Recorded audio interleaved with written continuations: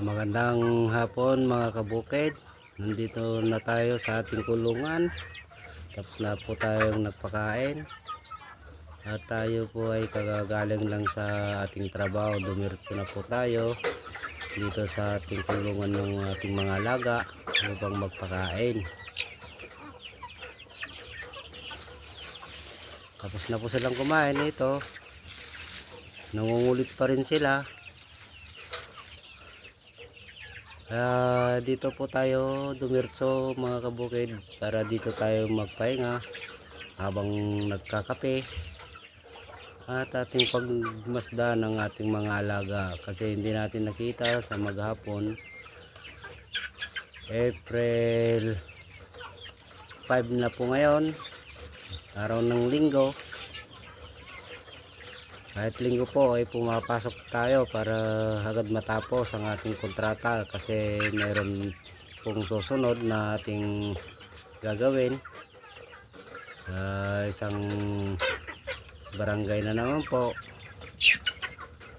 Kaya mainam po na kahit linggo po ay papasokin po natin ang ating trabaho para mabilis. Sa awa ng Diyos mga kabukid, tapos na po ang aking ginagawang grills sa terrace ni Lordan Kayog sa Partida 1. Shout out po pala sa kanyang asawa na nasa ibang bansa na siya po ang gumastos sa mga materyales. Ngayon po na ikinulong po na natin ang ating mga alaga kasi hapon na para hindi na po sila gumala. Total busog na naman po sa binigay nating pagkain. Kaya ayos lang po na ating ikulong sila.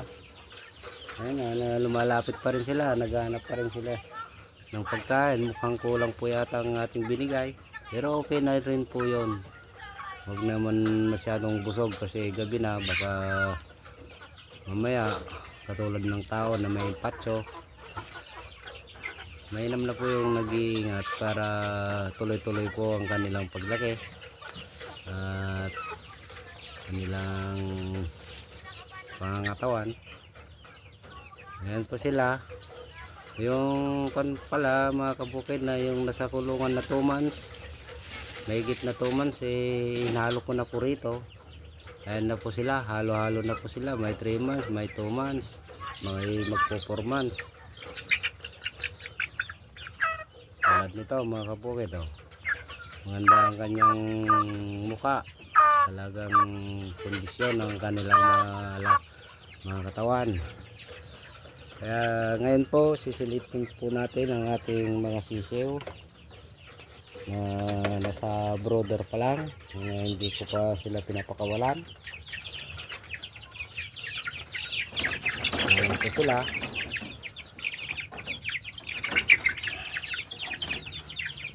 Ating ilapit po mga kabukid para makita nyo yung lipsi ng kanila. Ubos na rin ang kanilang pagkain. Tinanggal ko na po yung cover dito sa harap para makatikim naman sila ng hangin. Ano po sila. Itong dalawang brother na po to mga kabukid, may 30 piraso sila. Ayan, nandiyan na yung mga Rhode Island Red natin, mga Black Cassolort, Decal Brown. Ayan, halo-halo po sila. Ngayon po, bukas mag 1 month po sila. Ayan, March 6 no ating ilinabas sa incubator mga kabukid. Meron pa po ditong dalawa kasi bansot kaya ko hiniwalay. Meron pang kanyang isa na pilay pero inaayaan ko na lang po para kung sakaling mabuhay pangkatay na po yan. Ngayon po sisilipin po natin yung ating mga inahin kaya tapos na rin po silang kumain.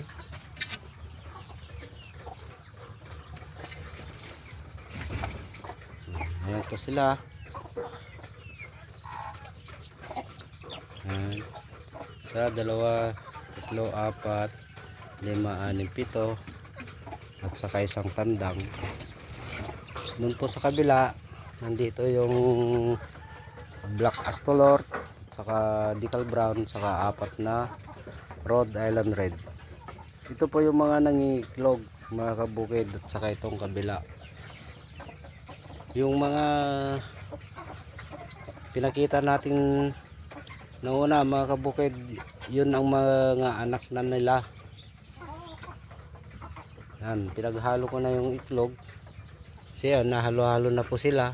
Lahat yan na nandun ay ito ang may anak. Kinuha ko na pala yung mga iklog kanina kabukid. Nag-harvest ako. Ating ipapakita yung iklog na na-harvest ko. Andun ko, nandito, linagay ko lang po dito sa karton. Para pagka may 7 days na po na harvest, ilalagay na natin sa incubator. Ayan po sila. May get 20 na po yan. Yung iba po, yung maliliit, inuulam na namin kasi hindi na pwedeng papisa kasi ang labas din ng sisiw ay bansot. Ganun po ang mangyayari, kaya pinipili ko lang po yung aking linalagay sa incubator. Ngayon po, silipin naman natin ang ating nakaload na iklog sa incubator. Ayan po. Isinalang ko noong April 1, 2025. Ayan po siya, mag-hatching sa April 21 po. Sa April 21, sigurado mayroon na pong lalabas na sisiyo dyan. Kung sakali po, i-update ko na lang po kayo sa pag-hatch nila sa April 21 para makita natin kung ano ang kalabasan ng mga sisiyo nila, kung ganun din sila kaliliksi, kalalaki.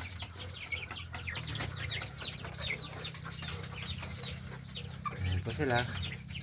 Nagpapahinga na po yung iba kasi busog na.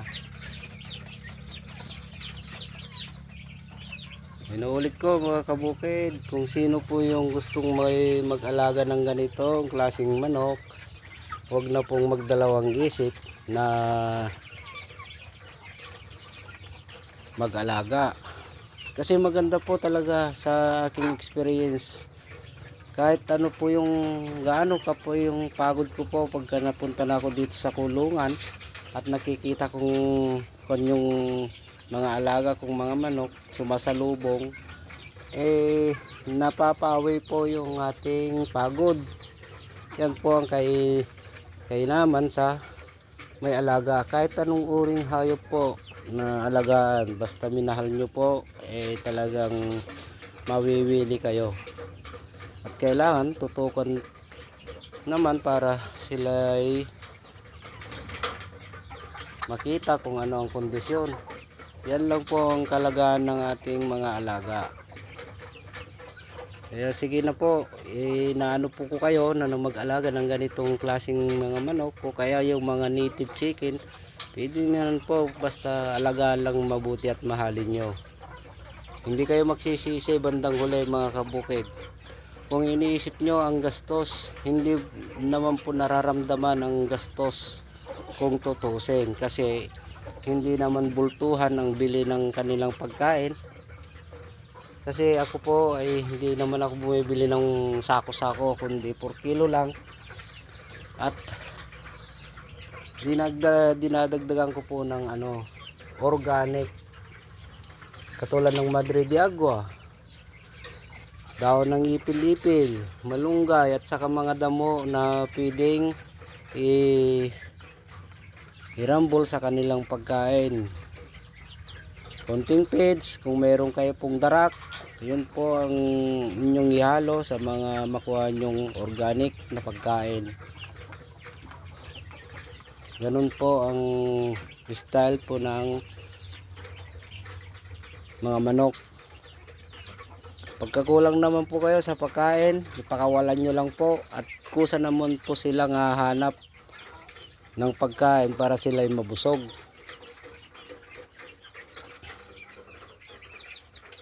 Kaya ngayon po, muli magandang hapon po sa inyong lahat. Hanggang dito na lang muna ang ating video.